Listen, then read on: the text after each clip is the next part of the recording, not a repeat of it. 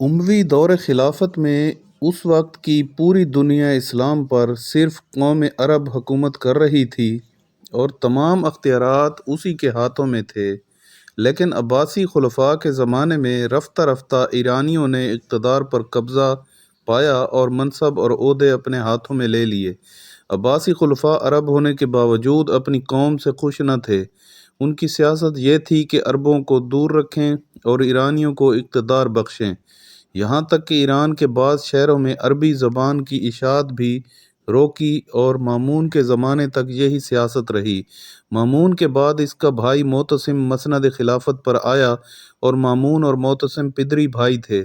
مامون کی ماں ایرانی تھی اور معتصم کی ماں ترک تھی، اسی وجہ سے معتصم کی خلافت ان ایرانیوں کے موافق نہ تھی جو بڑے عہدوں پر تھے۔ ایرانیوں کی مرضی تھی کہ مامون کے بیٹے عباس کو خلافت ملے۔ معتصم اس بات کو سمجھ گیا تھا اور اسے یہ خطرہ تھا کہ کہیں ایرانیوں کی مدد سے میرا بھتیجا عباس خلافت کے لیے کھڑا نہ ہو جائے اور سب اپنے ہاتھ میں لے لے۔ اسی سبب سے اس نے سوچا عباس کو درمیان سے ہٹا دے اور ان ایرانیوں کے اثر و رسوخ کا بھی خاتمہ کرے جو عباس کی طرفدار تھے۔ اس نے عباس ابن مامون کو قید میں ڈال دیا اور وہ وہیں مر گیا۔ ایرانیوں کے اثر و رسوخ کو کم کرنے کے لیے اس نے یہ خاکہ بنایا کہ دوسری قوت کو حکومت میں لائے اور وہ ایرانیوں کے جانشین ہو جائیں۔ اسی نظریہ کے تحت بہت سے لوگ ترکستان اور ماورا نہر سے جو خلیفہ کے ننیحال میں سے تھے بغداد مرکز خلافت لائے گئے اور امور مملکت ان کے حوالے کر دیے۔ ابھی زیادہ دن نہ گزرے تھے کہ ترکوں نے تمام امور اپنے ہاتھ میں سنبھال لیے اور ان کی طاقت ایرانیوں اور عربوں سے زیادہ ہو گئی۔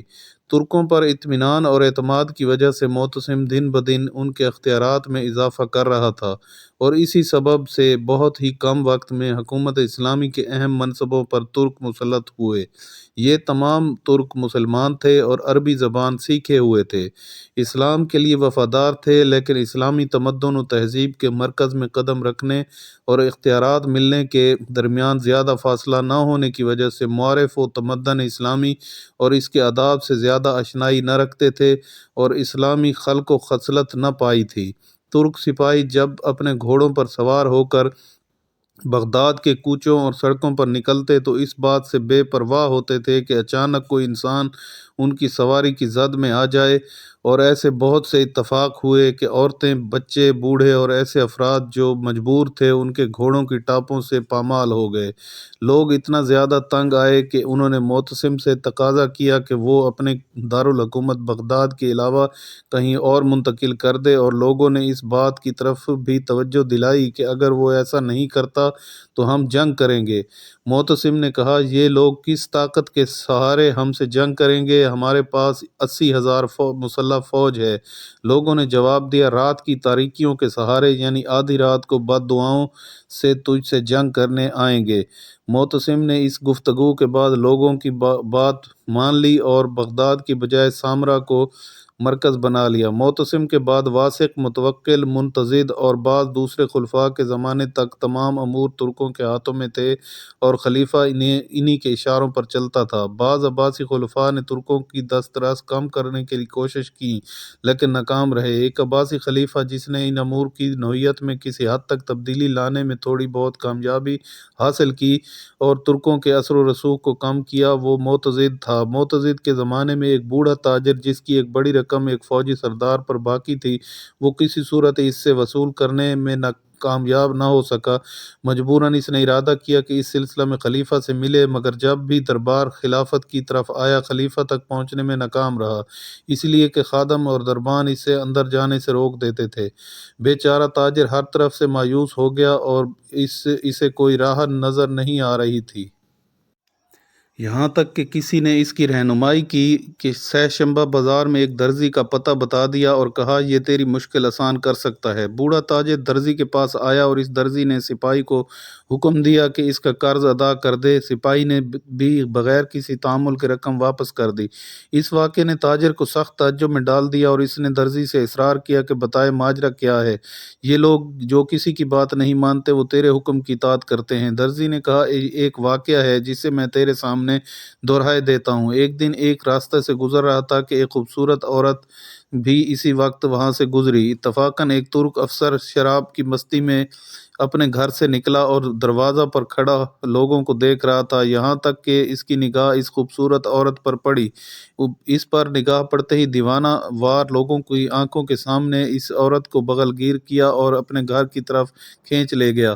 اس عورت نے فریاد کی اور استغاثہ کی، آواز بلند کی، اے لوگو میری فریاد کو پہنچو، میں ایسی عورت نہیں ہوں، باعزت خاتون ہوں۔ میرے شوہر نے قسم کھائی ہے کہ اگر ایک شب بھی گھر سے باہر رہی تو مجھے طلاق دے دے گا، میرا گھر برباد ہو جائے گا۔ لیکن مارے خوف کے کسی کو جرأت نہ ہوئی کہ سامنے آتا۔ میں آگے بڑھا، اس افسر سے نرم کلامی سے التماس کی کہ اس عورت کو چھوڑ دے، لیکن اس نے اپنے ہاتھوں میں لیے ڈنڈے سے میرے سر پر اتنی زور سے مارا کہ سر پھٹ گیا۔ وہ اس عورت کو گھر کے اندر کھینچ لے گیا۔ میں وہاں سے ہٹا، کچھ لوگ اکٹھا کیے اور سب مل کر اس افسر کے دروازے پر پہنچے اور اس عورت کی آزادی کا تقاضا کیا۔ اچانک وہ اپنے نوکروں کے ساتھ گھر سے نکلا اور ان سب نے مل کر ہماری پٹائی کی اور ہم سب منتشر ہو گئے۔ میں بھی اپنے گھر آیا، لیکن ایک لمحہ کے لیے بھی اس عورت کا خیال ذہن سے نہیں نکلا۔ میں ڈرتا تھا اگر یہ عورت صبح تک اس مرد کے پاس رہی تو اس کی پوری زندگی تباہ ہو جائے گی اور اسے پھر اپنے آشیانہ کا راستہ نہ ملے گا۔ آدھی رات تک میں اسی فکر میں رہا۔ اچانک میرے ذہن نے ایک نقشہ کھینچا۔ میں نے اپنے آپ سے کہا آج رات یہ مست ہے اور اسے وقت کی خبر نہیں، اگر اس وقت اذان سنے گا تو سمجھے گا صبح ہو گئی اور عورت کو آزاد کر دے گا۔ اس صورت میں عورت رات گزرنے سے پہلے اپنے گھر پلٹ سکتی ہے۔ فوراً مسجد میں آیا اور منارہ پر جا کر آواز اذان بلند کی اور ساتھ ہی ساتھ سڑکوں اور جگہوں کی طرف دیکھ رہا تھا کہ وہ عورت آزاد ہوئی یا نہیں۔ اچانک میں نے دیکھا کہ پیادہ اور سوار سپاہی سڑکوں پر دوڑ رہے ہیں اور معلوم کر رہے ہیں کون شخص ہے جو رات کے اس حصہ میں اذان دے رہا ہے۔ میں نے سخت وحشت زدہ ہونے کی وجہ سے اپنی نشاندہی کر دی کہ میں اذان دے رہا تھا۔ ان لوگوں نے کہا جلدی نیچے اتر، تجھے خلیفہ نے طلب کیا ہے۔ مجھے خلیفہ کے پاس لے گئے۔ میں نے دیکھا خلیفہ بیٹھا ہوا میرا انتظار کر رہا ہے۔ مجھ سے سوال کیا تو نے اس وقت کیوں اذان دی؟ میں نے ابتدا سے آخر تک تمام ماجرا اسے سنا دیا۔ اسی وقت خلیفہ نے حکم دیا کہ افسر کو اس عورت کے ساتھ حاضر کیا جائے۔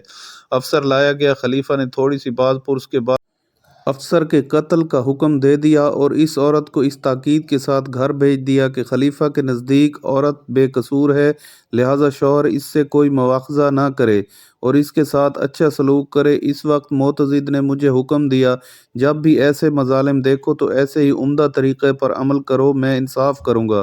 اور یہ خبر لوگوں کے درمیان نشر ہو گئی۔ اس کے بعد سے یہ لوگ میرا پورا خیال رکھتے ہیں اور یہی سبب تھا کہ میں نے اس قرض دار افسر کو حکم دیا اور اس نے اطاعت کی۔